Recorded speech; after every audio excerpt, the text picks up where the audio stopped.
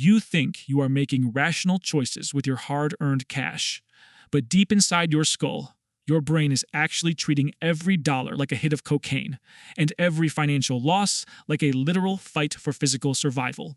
While traditional economists want you to believe that humans are perfectly calculating machines, modern brain scans reveal a startling truth. Our financial decisions are secretly controlled by primitive biological instincts originally designed to keep our ancestors alive. By mapping this hidden neurochemical architecture, we can finally uncover exactly why we make such irrational money mistakes and how these ancient instincts secretly dictate the entire global economy.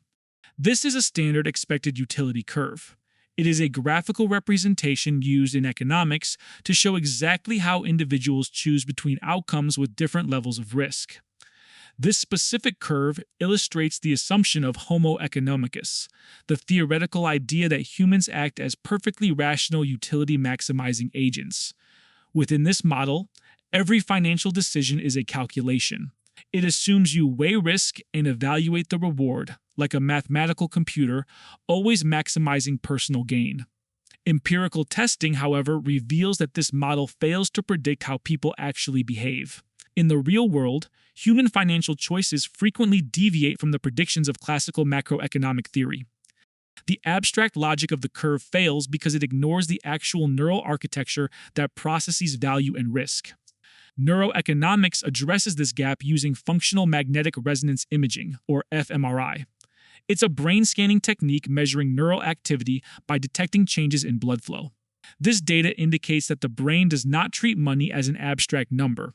Instead, it processes financial assets as a primary biological imperative, similar to the way it handles the need for survival or reproduction. Understanding modern financial instability requires us to look past economic theory and map the localized neural responses that govern human decision-making.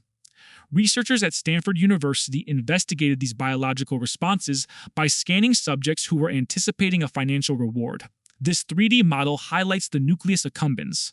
The nucleus accumbens is a key region in the brain's reward circuit that processes pleasurable stimuli and reinforces behavior. This area is the engine of the dopamine system.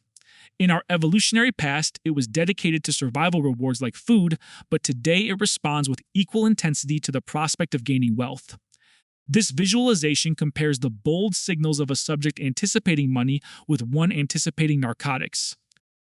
The biological response to expecting cash is identical to anticipating cocaine. Furthermore, the dopamine response is significantly higher during the anticipation of a gain than when actually receiving it. This is an example of classical conditioning.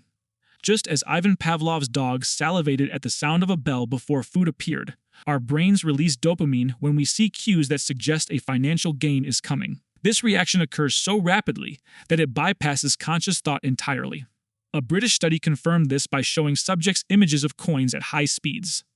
The researchers flashed the coins subliminally, then asked the subjects to squeeze a dynamometer. A dynamometer is a device used to measure the force of a person's grip or muscle power. When exposed to high-value coins they couldn't consciously see, subjects responded with increased effort, gripping the device with more force than with lower-value currency. The obsessive behavior of a high-frequency trader is an autonomic dopaminergic loop wired to chase a biological high, functioning independently of conscious ambition.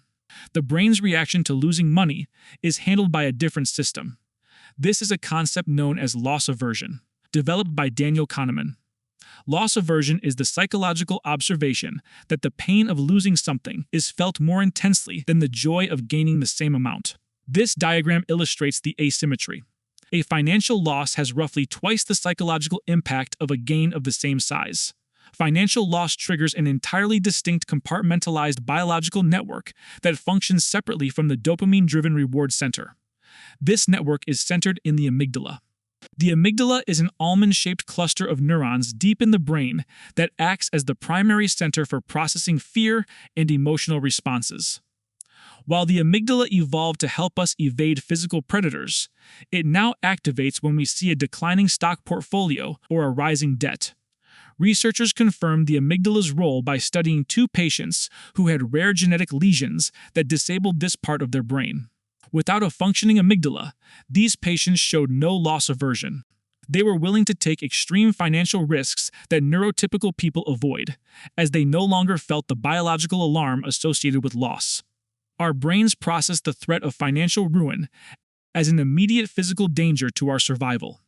This physical connection to money is also evident in the ultimatum game. In this experiment, one person proposes a split of a sum of money, and a second person can either accept the deal or reject it, leaving both with zero.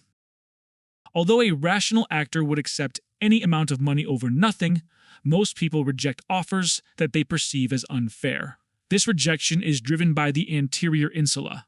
The anterior insula is a portion of the cerebral cortex that integrates sensory and emotional information to create subjective feelings. The anterior insula is the same region that processes physical pain, social humiliation, and the sensory response to the smell of rotting meat. When we are treated unfairly in financial deals, our brains trigger a biological disgust response. We reject the money to punish the other person, prioritizing our social standing over the gain.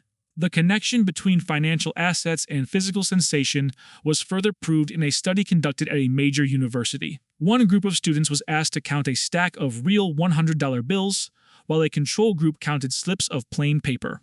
After counting, both groups submerged their hands in water heated to 122 degrees Fahrenheit.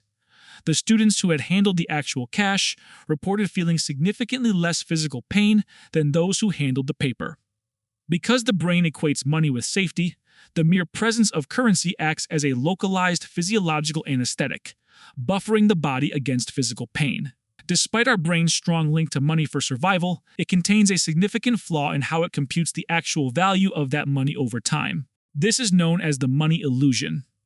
It is the tendency for people to think of money in terms of its nominal value, the number printed on the bill, rather than its real purchasing power after inflation. In an fMRI experiment, subjects were presented with two shopping scenarios. In the second, they had 50% more money, but prices were also 50% higher, meaning their real wealth had not changed. This task is evaluated by the prefrontal cortex. This chart of the experiment's bold signals shows significantly higher reward activation when subjects dealt with the larger numbers, even though their real purchasing power remained exactly the same. This biological preference for large numbers scales up to the macroeconomic level, driving the overexpansion of markets and contributing to massive housing and asset bubbles. Entire economies can be driven by the pursuit of nominal numbers because the prefrontal cortex is easily seduced by absolute magnitude over real value. If our brains rely on circuitry designed for hunting food to process financial transactions, a specific question remains. How do these primitive systems manage the coordination of highly complex global economies? Insight into this comes from fMRI data recorded while people watch currency being destroyed or burned. This diagram illustrates the temporoparietal network. The temporoparietal network is a set of brain regions at the junction of the temporal and parietal lobes that are involved in spatial reasoning and social cognition. This network is also active when humans use tools, like hammers or levers. The brain categorizes the observation of money being destroyed as the loss of a physical tool. Despite the emotional responses money triggers, the brain recognizes fiat currency as a vital survival tool. Fiat currency is money that a government has declared to be legal tender, even though it is not backed by a physical commodity like gold. This neurological mapping provides an explanation for observations made by global economic leaders. Former Federal Reserve Chairman Alan Greenspan admitted that standard economic models failed because markets are not rational. He noted that the global economy is actually driven by unpredictable animal spirits. We can now see those spirits in the brain. The dopaminergic loop of anticipation, the amygdala's reaction to loss, and the prefrontal cortex's confusion over nominal value. The global economy operates as a biological ecosystem where every financial decision and market crash is dictated by the ancient neurochemical architecture of the human brain. So, the next time you do something stupid, don't be so hard on yourself. You're fighting against 1,000 years of evolutionary conditioning that no one person is capable enough to fully overcome.